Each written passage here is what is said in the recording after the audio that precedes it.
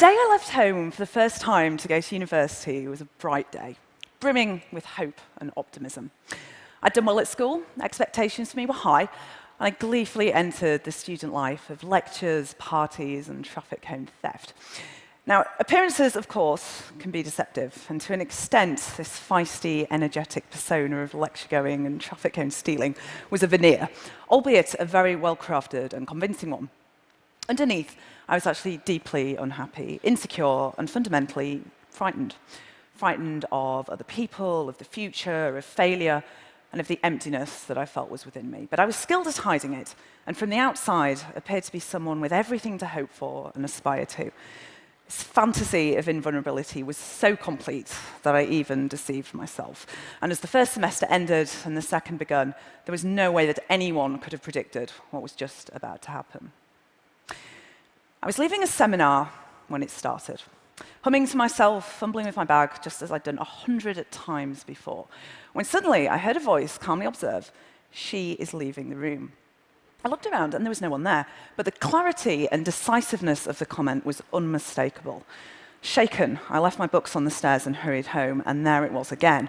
She is opening the door. This was the beginning.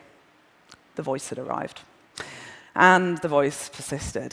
Days and then weeks of it, on, narrating everything I did in the third person. She is going to the library. She is going to a lecture. It was neutral, impassive, and even, after a while, strangely companionate and reassuring, although I did notice that its calm exterior sometimes slipped, in that it occasionally mirrored my own unexpressed emotion. So, for example, if I was angry and had to hide it, which I often did, being very adept at concealing how I really felt, then the voice would sound frustrated. Otherwise, it was neither sinister nor disturbing, although even at that point, it was clear that it had something to communicate to me about my emotions, particularly emotions which were remote and inaccessible. Now, it was then that I made a fatal mistake, in that I told a friend about the voice, and she was horrified. A subtle conditioning process had begun.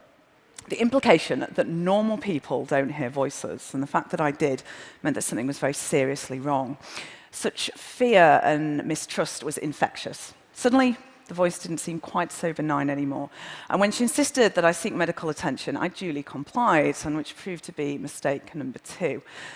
I spent some time telling the college GP about what I perceived to be the real problem: anxiety, low self-worth, fears about the future, and was met with bored indifference until I mentioned the voice, upon which he dropped his pen, swung round, and began to question me with a show of real interest. And to be fair, I was desperate for interest and help, and I began to tell him about my strange commentator. And I always wish at this point the voice had said, "She is digging her own grave." I was referred to a psychiatrist who likewise took a grim view of the voice's presence, subsequently interpreting everything I said through a lens of latent insanity. For example, I was part of a student TV station that broadcast news bulletins around the campus, and during an appointment, which was running very late, said, "I'm sorry, doctor, I've got to go, I'm reading the news at 6. Now, it's down in my medical records that Eleanor has delusions that she's a television news broadcaster. It was at this point that events began to rapidly overtake me. A hospital admission followed, the first of many. A diagnosis of schizophrenia came next. And then, worst of all, a toxic, tormenting sense of hopelessness, humiliation, and despair about myself and my prospects. But having been encouraged to see the voice, not as an experience, but as a symptom, my fear and resistance towards it intensified. Now, essentially, this represented taking an aggressive stance towards my own mind, a kind of psychic civil war. And in turn, this caused the number of voices to increase and grow progressively hostile and menacing. Helplessly and hopelessly, I began to retreat into this nightmarish inner world in which the voices were destined to become both my persecutors and my only perceived companions. They told me, for example, that if I proved myself worthy of their help, then they could change my life back to how it had been. And a series of increasingly bizarre tasks was set, a kind of labor of Hercules. It started off quite small, for example, pull out 3 strands of hair, but gradually it grew more extreme, culminating in commands to harm myself and a particularly dramatic instruction. You see that tutor over there? You see that glass of water? We have to go over and pour it over him in front of the other students. which I actually did, and which, needless to say, did not endear me to the faculty. In effect, a vicious cycle of fear, avoidance, mistrust, and misunderstanding had been established. And this was a battle in which I felt powerless and incapable of establishing any kind of peace or reconciliation. 2 years later, and the deterioration was dramatic. By now, I had the whole frenzied repertoire: terrifying voices, grotesque visions, bizarre, intractable delusions. My mental health status had been a catalyst for discrimination, verbal abuse, and physical and sexual assault. And I'd been told by my psychiatrist, Eleanor, you'd be better off with cancer, because cancer is easier to cure than schizophrenia. I'd been diagnosed, drugged, and discarded, and was by now so tormented by the voices that I attempted to drill a hole in my head in order to get them out. Now, looking back on the wreckage and despair of those years, it seems to me now as if someone died in that place, and yet someone else was saved. A broken and haunted person began that journey, but the person who emerged was a survivor and would ultimately grow into the person I was destined to be. Many people have harmed me in my life, and I remember them all, but the memories grow pale and faint in comparison with the people who've helped me. The fellow survivors, the fellow voice hearers, the comrades and collaborators.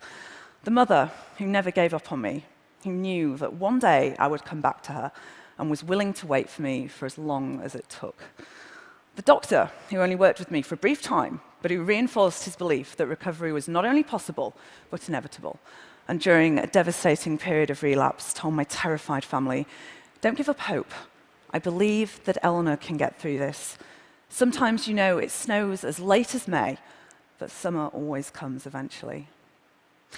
14 minutes is not enough time to fully credit those good and generous people who fought with me and for me and who waited to welcome me back from that agonized, lonely place.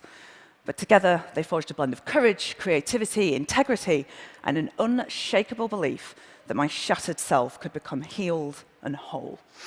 I used to say that these people saved me, but what I now know is they did something even more important in that they empowered me to save myself. And crucially, they helped me to understand something which I'd always suspected, that my voices were a meaningful response to traumatic life events, particularly childhood events, and as such were not my enemies, but a source of insight into solvable emotional problems. Now, at first, this was very difficult to believe, not least because the voices appeared so hostile and menacing. So in this respect, a vital first step was learning to separate out a metaphorical meaning from what I'd previously interpreted to be a literal truth. So, for example, voices which threatened to attack my home, I learned to interpret as my own sense of fear and insecurity in the world rather than an actual objective danger. Now, at first, I would have believed them. I remember, for example, sitting up one night on guard outside my parents' room to protect them from what I thought was a genuine threat from the voices, because I'd had such a bad problem with self-injury that most of the cutlery in the house had been hidden. So I ended up arming myself with a plastic fork, like picnicware, and sort of sat outside the room clutching it and waiting to spring into action should anything happen. It was like, don't mess with me. Got a plastic fork, don't you know? No, strategic. But a later response, and much more useful, would be to try and deconstruct the message behind the words. So when the voices warned me not to leave the house, then I would thank them for drawing my attention to how unsafe I felt, because if I was aware of it, then I could do something positive about it. But go on to reassure both them and myself that we were safe and didn't need to feel frightened anymore. I would set boundaries for the voices and try to interact with them in a way that was assertive yet respectful, establishing a slow process of communication and collaboration in which we could learn to work together and support one another. Throughout all of this, what I would ultimately realize was that each voice was closely related to aspects of myself, and that each of them carried overwhelming emotions that I'd never had an opportunity to process or resolve. Memories of sexual trauma and abuse, of anger, shame, guilt, low self-worth. The voices took the place of this pain and gave words to it. And possibly one of the greatest revelations was when I realized that the most hostile and aggressive voices actually represented the parts of me that had been hurt the most profoundly. And as such, it was these voices that needed to be shown the greatest compassion and care. It was armed with this knowledge that ultimately I would gather together my shattered self, each fragment represented by a different voice, gradually withdraw from all my medication and return to psychiatry, only this time from the other side. 10 years after the voice first came, I finally graduated, this time with the highest degree in psychology the university had ever given, and 1 year later, the highest master's, which I always say isn't bad for a mad woman. In fact, one of the voices actually dictated the answers during the exam, which technically possibly counts as cheating. And, and to be honest, sometimes I quite enjoyed their attention as well. As Oscar Wilde said, the only thing worse than being talked about is not being talked about. It also makes you very good at eavesdropping because you can listen to two conversations simultaneously, so it's not all bad. I worked in mental health services, I spoke at conferences, I published book chapters and academic articles, and I argued, and continue to do so, the relevance of the following concept, that an important question in psychiatry shouldn't be what's wrong with you, but rather what's happened to you. And all the while, I listened to my voices, with whom I'd finally learned to live with peace and respect, and which in turn reflected a growing sense of compassion, acceptance, and respect towards myself. And I remember the most moving and extraordinary moment when supporting another young woman who was terrorized by her voices and becoming fully aware for the very first time that I no longer felt that way myself, but was finally able to help someone else who was. I'm now very proud to be a part of Intervoice, the organisational body of the International Hearing Voices Movement, an initiative inspired by the work of Professor Marius Rohm and Dr. Sonja Escher, which locates voice hearing as a survival strategy, a sane reaction to insane circumstances, not as an aberrant symptom of schizophrenia to be endured, but a complex, significant, and meaningful experience to be explored. Together, we envisage and enact a society that understands and respects voice hearing, supports the needs of individuals who hear voices, and which values them as full citizens. This type of society is not only possible, it's already on its way. To paraphrase Chavez, once social change begins, it cannot be reversed. You cannot humiliate the person who feels pride. You cannot oppress the people who are not afraid anymore. For me, the achievements of the Hearing Voices movement are a reminder that empathy, fellowship, justice, and respect are more than words. They are convictions and beliefs, and that beliefs can change the world. In the last 20 years, the Hearing Voices movement has established Hearing Voices networks in 26 countries across 5 continents, working together to promote dignity, solidarity, and empowerment for individuals in mental distress, to create a new language and practice of hope, which, at its very centre, lies an unshakable belief in the power of the individual. As Peter Levine has said, the human animal is a unique being, endowed with an instinctual capacity to heal and the intellectual spirit to harness this innate capacity. In this respect, for members of society, there is no greater honour or privilege than facilitating that process of healing for someone, to bear witness, to reach out a hand, to share the burden of someone suffering, and to hold the hope for their recovery. And likewise, for survivors of distress and adversity that we remember, we don't have to live our lives forever defined by the damaging things that have happened to us. We are unique, we are irreplaceable. What lies within us can never be truly colonized, contorted, or taken away. The light never goes out. As a very wonderful doctor once said to me, "Don't tell me what other people have told you about yourself. Tell me about you."